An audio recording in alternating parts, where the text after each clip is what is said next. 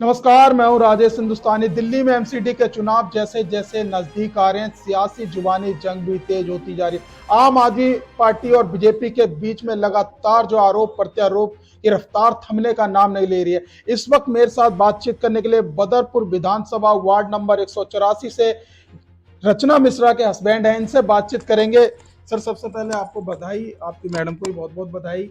किन किन मुद्दों के साथ इस बार चुनाव लड़ रहे हैं आप? सबसे पहले तो आपको बहुत बहुत धन्यवाद जी। जो आप आए और हमारा कवरेज ले रहे हैं। आपके चैनल के माध्यम से हम जैतपुर वार्ड 184 की जनता जनार्दन से अपील करता हूँ कि 4 दिसंबर को भारतीय जनता पार्टी के कमल निशान के सामने अधिक से अधिक मतदान करके रचना मिश्रा को नहीं, पूरे वार्ड को विकास के लिए, काम के लिए आशीर्वाद प्रदान करें। क्या क्या समस्या है क्षेत्र में, इस पर आप काम करेंगे अगर जीत करके आप? नहीं, अभी आपने बोला जो जुबानी जंग हमारे और आम आदमी पार्टी बदरपुर विधानसभा में कहीं भी नहीं, पूरे दिल्ली में कहीं नहीं दिख रही है। आप एक बात बताइए, हमारे वार्ड में 100 वोट हैं जिनका आम आदमी पार्टी पैसे में उस टिकट को बेच के उसको प्रत्याशी बना के बेचता है। यहाँ पे पूर्वांचली प्रवासी लोग अधिक हैं, क्यों उनको टिकट दिया उन्होंने? कहाँ है उनका? तो जमानत जब्त हो रहा है। यहाँ पे कोई जंग ही नहीं है। बोरा जी की बात कर रहे हैं आप? अगर प्रत्याशी बोरा जी है तो बोरा जी के लिए कह रहा हूँ। एक तरफ विकास पुरुष आदरणीय रामवीर सिंह बिधूरी सिर्फ काम किए हैं। जब उन्होंने हमें आशीर्वाद प्रदान किया हमारी धर्म पत्नी को, तो बोले सिर्फ काम के लिए वोट मांगना। बलराम जी, आपका रामवीर सिंह बिधूरी काम किया है, जन जन का सम्मान किया है। यहाँ पे भ्रष्टाचारियों का कोई जगह नहीं है। कहाँ कोई दूर दूर तक कोई नहीं दिख रहा। किसने बोला जो कोई जुबानी जंग? उन एक तरफ पढ़े लिखे लोगों को प्रत्याशी बना के आदरणीय रामवीर सिंह बिधूरी का आशीर्वाद से भारतीय जनता पार्टी के शीर्ष नेतृत्व ने भेजा है, दूसरी तरफ गुंडई का है। टिकट बेचने का आरोप आम आदमी पार्टी पर आप लगा रहे हैं। मैं नहीं लगा रहा। यहाँ से जितने प्रत्याशी आपके थे, आज वो लोग भारतीय जनता पार्टी ज्वाइन करके हमारे कंधे से कंधा मिला के समाज में घूम रहे हैं जी। ये आरोप मैं नहीं लगा रहा हूँ। ये यहाँ के जितने भी प्रत्याशी थे, सब जिनको टिकट नहीं मिला, जो उम्मीदवारी कर रहे थे, आज सब भारतीय जनता पार्टी में। आदरणीय नरेंद्र सिंह देख लीजिए, आज भारतीय जनता पार्टी के प्रवासी के सम्मान में मैदान में उतरे हुए हैं। शंभू जी को देख लीजिए, हमारे साथ सम्मान में उतरे हुए। हीरालाल जी है, सारे। एक भी आप दिखाओ ना कौन है उनके साथ। उनके साथ लग कौन रहा भैया? आम आदमी पार्टी कह रही है इस बार 20 सीटों पे बीजेपी सिमट जाएगी दिल्ली में।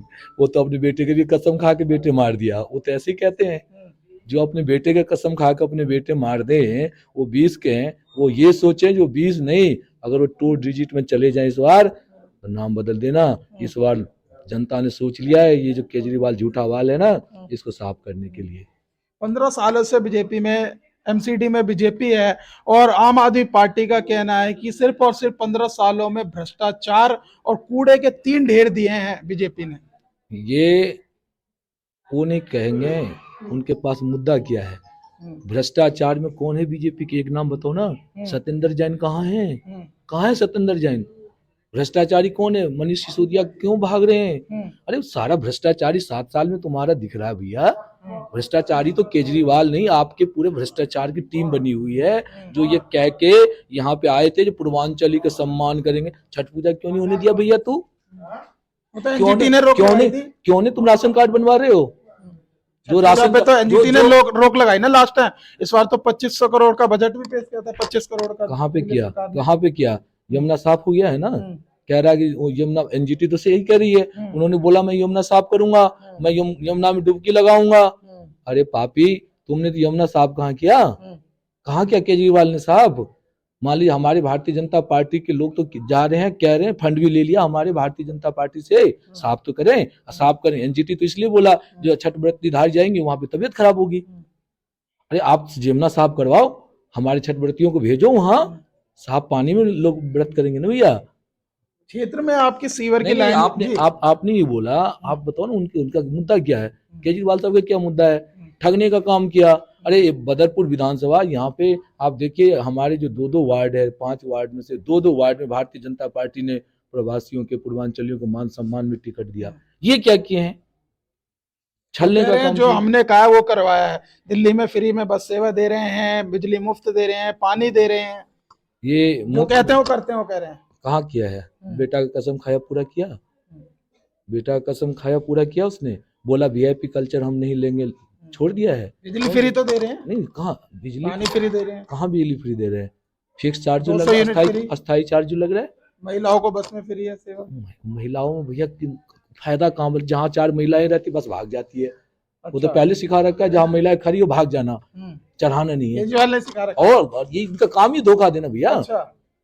आप इनके प्रत्याशी को देखो ना, हाँ। इनके प्रत्याशी को देखो आप क्या कर रही है। एक तरफ भारतीय जनता पार्टी एक शिक्षित लोगों को यहाँ पे प्रत्याशी बना के भेजा है।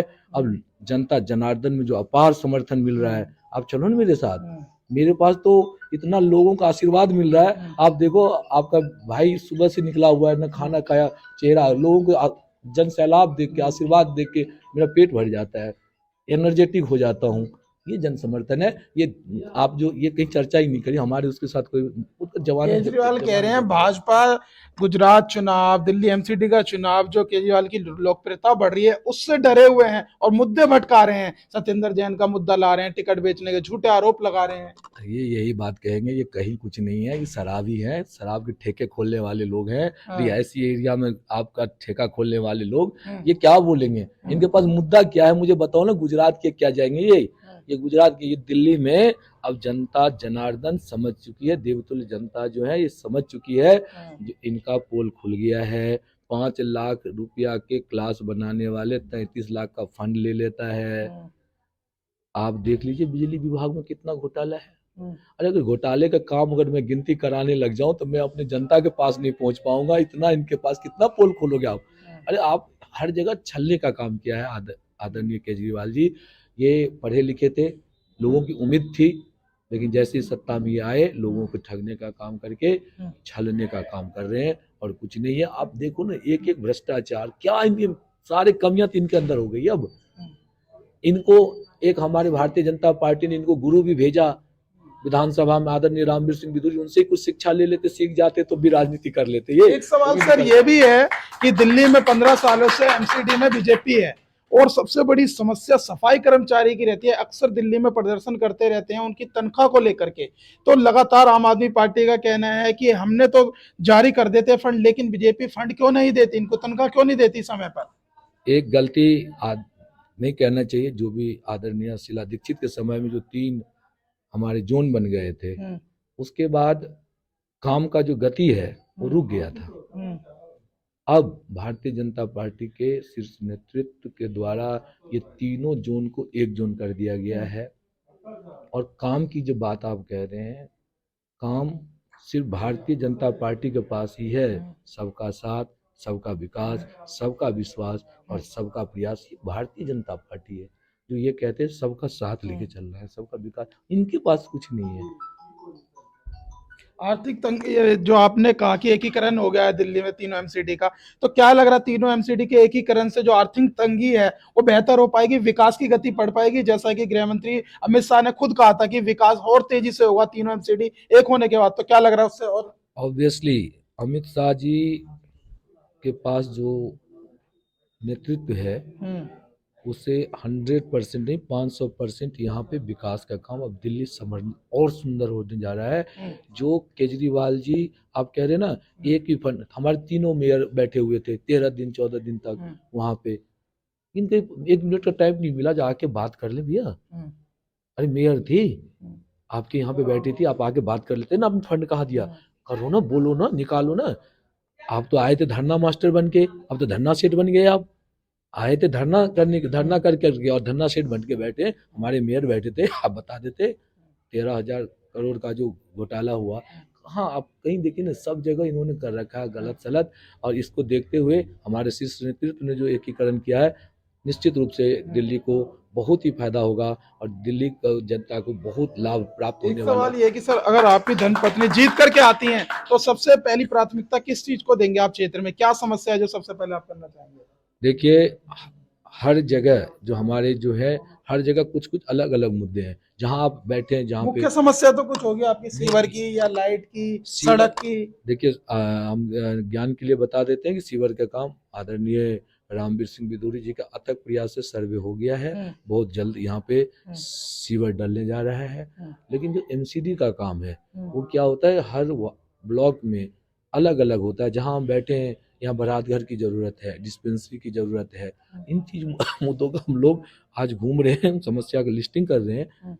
और ऊपर वालों का आशीर्वाद, जनता जनार्दन हमारे लिए भगवान से कम नहीं है, सारे भगवान है, उनका आशीर्वाद हमें प्राप्त हो रहा है। 7 तारीख के बाद ये समस्या का लिस्ट हमारे पास बन गया है। 7 तारीख के बाद काम करना शुरू कर देंगे। जाते जाते अंतिम सवाल, 250 सीटों पे भाजपा चुनाव लड़ रही है, क्या लग रहा है चौथी बार फिर से एमसीडी में आएगी? आपको मैं कह देता हूँ, एक आंकड़ा भी जरूर बताइएगा कितनी आ रही है। आदरणीय रामवीर सिंह बिदूरी बोले 200 पार, और 200 पार बोला है तो उनके जो नेतृत्व है, जो मार्गदर्शन में जो हो रहा है, ऑब्वियसली हम 210 215 तक पा लेंगे। तो ये थे बलराम मिश्रा जी, रचना मिश्रा के जो हस्बैंड है, इनसे मैं बातचीत कर रहा था। इनका कहना है कि इसमें 250 में से 200 सीटें इस बार कहीं ना कहीं एक बार फिर से भाजपा ला रही है, और चौथी बार दिल्ली में जो है एमसीडी में भाजपा की सरकार बनने जा रही है। और आम आदमी पर लगातार इन्होंने हमला बोला, और आम आदमी पार्टी पर हमला बोलते उन्होंने कहा कि झूठ के पुलिंदे बांध रही है सिर्फ और सिर्फ आम आदमी पार्टी। फिलहाल इस वीडियो में बस इतना ही। बाकी खबर देखने के लिए देखते रहिए समाचार टाइम्स हिंदी। धन्यवाद।